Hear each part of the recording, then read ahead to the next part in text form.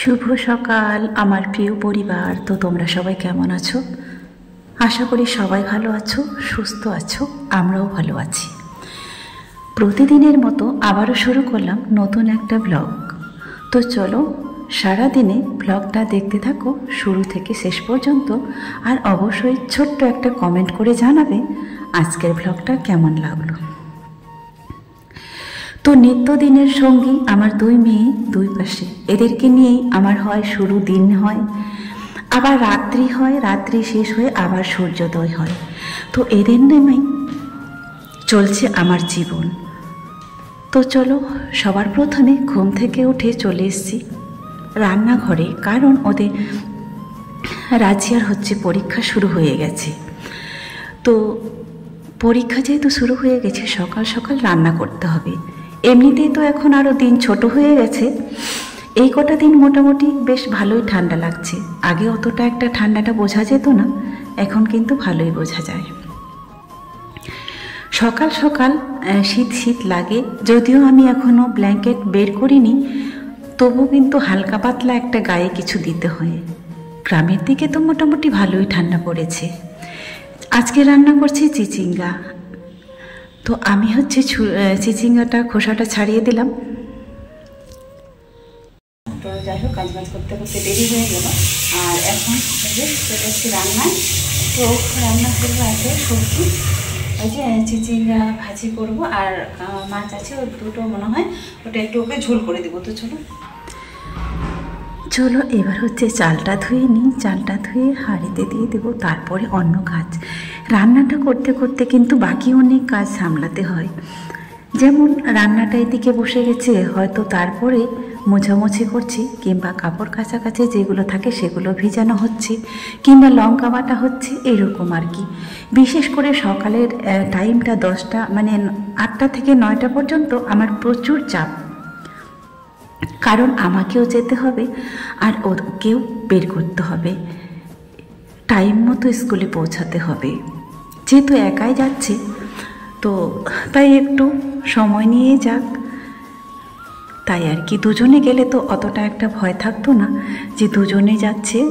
তো যাই হোক, দুজনে মিলেমিশ করে চলে যাবে, আবার চলে আসবে। একা গেলে কিন্তু আরোই ভয় লাগে। এই 3টা মাছ পরশুদিন রেখে দিয়েছিলাম ভেজে। ভাবলাম হয়তো কখনো রান্না করব, আজকে দেখি হঠাৎ করে কিছুই তো ঝোল নেই, তাহলে এটা একটা ঝোল করে দিই আর চিচিঙ্গাটা ভাজি করে দিই, বেশ খেয়ে তাহলে চলে যাবে। ঝোল ছাড়া তো কেমন খায় বাচ্চা মানুষ, তাই না? তো চলো, সকালের টাইমটা আমার এইভাবেই কেটে যায়। বিকেলটা তো পড়াতেও চলে দিনেও তো চলে যায়। যাই হোক, এর বাড়ি ওর বাড়ি করে এটাই কখনো মনে মনে ভাবি, না জানি আরও উপরওয়ালা আমাকে কতদিন এইভাবে চালাবে, চলবো। মানে কি বলবো, যে সবার ঘরে ঘরে পড়াতে গিয়ে গিয়ে কিন্তু আমারও খুব একটা ভালো লাগে না। এই যে সারাদিনের একটা অক্লান্ত পরিশ্রম, এর ঘর থেকে ওর ঘরে, ওই বাড়ি থেকে ওই বাড়ি, এইভাবে যখন চলে না, তো মানে দিন শেষে আর কি বলবো, শরীরটাও সায় দেয় না। অনেক সময় ক্লান্ত হয়ে পড়ি, হয়তো আবার 1-2 দিন রেস্ট নিই, তারপরে কিন্তু আবারও সেই মেশিন চলতে থাকে। তো চলো,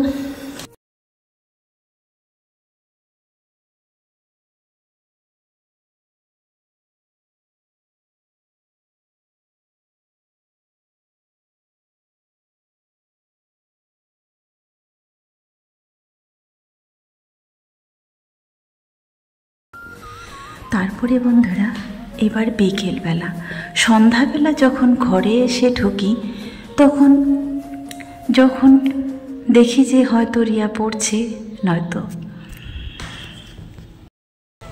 ওর জন্য একটু ওয়েট করছি যে ও এলে ওকে খেতে দেব, খেতে দিয়ে চলে যাব। যেহেতু পরীক্ষা ছিল, আসবে একটু ওকে দেখে যাব।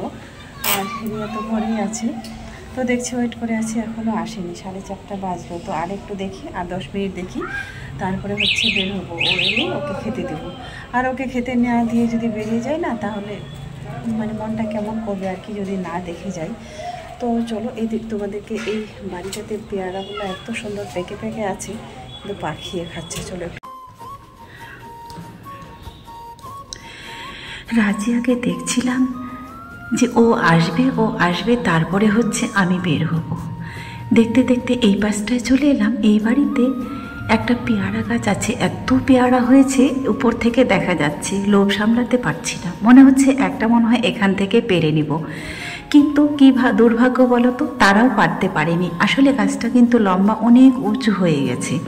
ছোট্ট বাড়িটা জায়গাও নেই, একটু জায়গার মধ্যে লাগিয়েছি। ওই যে বলে না, ইচ্ছা থাকলে উপায় হয়, তারাও কিন্তু সেম লাগিয়েছে গাছটা, জায়গা নাই বললেও কিন্তু লাগিয়েছে। বেচারা উপরেরগুলো তুলতেই পারে না যে খাবে, নিচে যেগুলো থাকে সেগুলোই খেতে পারে।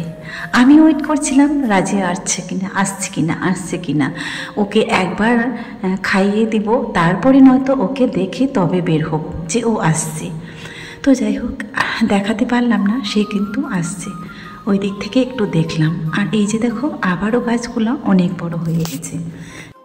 এখানে আসার পরে মোটামুটি 2বার আমাদের খাওয়া হয়ে গেল, আরেকবারও মোটামুটি আর বেশ কিছুদিন 2 সপ্তাহ পরে এগুলোও খাওয়ার মতো করে হয়ে যাবে।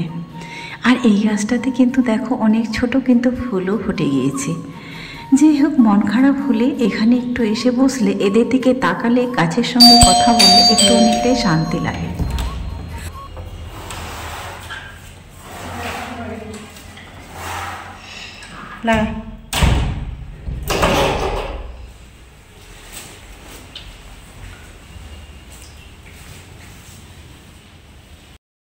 ওর জন্যই ওয়েট করছিলাম, তারপরে চলে এসছে। এবার বন্ধুরা একেবারে সন্ধ্যাবেলা এসে যখন দেখি রান্নাঘরের এই পরিস্থিতি, তখন আর মাথাটা ঠিক থাকে না। দেখছি সব কিছু একদম এলোমেলো ছড়ানো ছিটানো আছে। আসলে সবাই তো যে যার মতো করে ব্যস্ত পড়াশোনায়, আর আমি তো শেষ পর্যন্ত ধরা পড়ে যাই। যাই হোক, আমার কাজ আমাকে করতেই হবে, কিন্তু রান্নাঘরটা এইভাবে রেখে তো আর ঘুমাতে পারবো না, সারা রাতে আর ঘুমিয়ে হবে না। কারণ ওই যে সকালবেলা উঠে আবার আমাকে রান্না করতে আসতে হবে। তাই ভাবলাম এখন বাজে 8:30, তো চলো আগে রান্নাঘরটা মুছে টুছে ক্লিন করে পরিষ্কার করে তবেই যাই, কারণ সকালে উঠে এইভাবে দেখতে আর ভালো লাগবে না। দুপুরের যা খাওয়া একটু বাসন টাসন আছে সব কিছুই মেজে নেব, পড়ে আছে ওইভাবেই। কারণ কি বলতো, আমি সময় পাইনি, শুধু এসে দুটো খেয়ে আর ওকে খাওয়াতে দিতে হয়, ওকে খেতে দিব, আমি দেখব ও খাচ্ছে, এই জাস্ট, তারপরে আবারও বেরিয়ে পড়তে হয়। তো যাই হোক, এখন কিন্তু আর কোনো কাজ নেই সারা রাত। এবার ঘরের যত কাজ ধীরে ধীরে করতে থাকি। এই যে দেখতে পাচ্ছ এক গাদা বাসন, বেসিনটা ভর্তি হয়ে গেছে। সারাদিনে অক্লান্ত পরিশ্রমের পর যখন এসে দেখি রান্নাঘরের এই পরিস্থিতি, কিন্তু তখন আর নিজেকে ঠিক রাখতে পারি না। এমন দৃশ্য দেখলে কার ভালো লাগবে বলো? যাই হোক, সব কিছু দূর করে আমাকেই করতে হবে, আবার মেরুদণ্ড সোজা করে দাঁড়াতে হবে, এটাই ভাবি সব সময়। শক্ত পায়ে চলতে হবে, সোজা হয়ে দাঁড়াতে হবে, এই তো। যাই হোক, ভাগ্যে যেটা লেখা আছে, আমার ভাগ্যে যতটুকু কষ্ট আছে ততটুকু আমাকে নিতেই হবে। আমার কষ্টের ভাগটা কেউ নেবে না। হ্যাঁ, দুঃখের সঙ্গে কেউ হতে চায় না, কিন্তু সুখের ভাগ সবাই নিতে চায়, সুখের সময় সবাই সঙ্গী হতে চায়, এই তো মানুষের জীবন, তাই না? তো মাঝে মাঝে কমপ্লিট করি আর তোমাদের সঙ্গে কথাও বলি। এখানে একটু যদিও সুখ, কারণ ওইখানে আর আলাদা করে মাজতে যেতে হয় না, ওইটুকু সুখ অন্তত আছে। আগে যেমন ওইখানে ছিল বাথরুম, এক জায়গায় বাথরুম পায়খানা, ওই জায়গায় মাঝামাঝি হতো, ওই প্রবলেমগুলো আর নেই এখানে। কিন্তু যাই হোক, একটু হলেও একটু কি বলবো, অনেকটাই সুখ। দাঁড়িয়ে দাঁড়িয়ে মেজে নিলাম, চলো কিছু আনতে হলো না কোথাও থেকে, আর যেতেও হয় না, এইটুকুই আর কি। জানি না শেষ পর্যন্ত কি হবে, তবে এই বাড়িতেও কি বেশি দিন থাকতে পারবো? কখনোই পারবো না। কারণ ওই যে বলেছিলাম, ওই বাড়িতে যখন একদম মানে হাঁপিয়ে উঠেছিলাম, আর গোলাচ্ছিল না, তখন দ্রুত ওই বাড়িটা ছাড়তে হলো। যাই হোক, কোনো না কোনো প্রবলেমের জন্য। তো তারপরে এখানে মানে ওই সময়ের মধ্যে আর ঘর খুঁজে পাচ্ছিলাম না তাড়াতাড়ি করে, তাই এটাই উঠে গিয়েছিলাম। যদিও একটু ভাড়া বেশি। আসলে সমস্যা কি বলতো, ঘর যদিও অনেক পাওয়া যায়, এখানে কিন্তু মুসলিমদের কেউ ঘর ভাড়া দিতে চায় না। সমস্যা হচ্ছে এটাই। আজকের মতো শেষ করছি, সবাই ভালো থাকবে।